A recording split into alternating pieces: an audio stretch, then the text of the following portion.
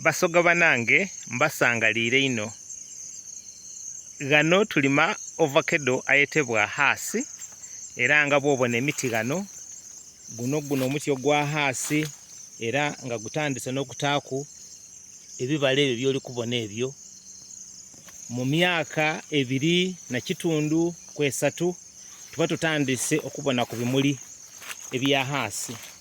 Era ovacado ono mulungi ino awomerera mugangazi era bwoyenda okufuna ensigo da hasi dino ojyawo mu musubi yosobola okumufuna agemayuge niba naife ba avocare bona ekachiri basobola okufuna hasi ovacado ono.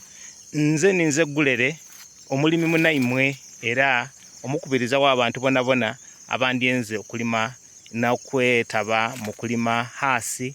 Tulina yawo enamutumba mu nsinze bumwenda mutukirira omwami Swaibu mwase awo ku nsinze kumpi ni community center.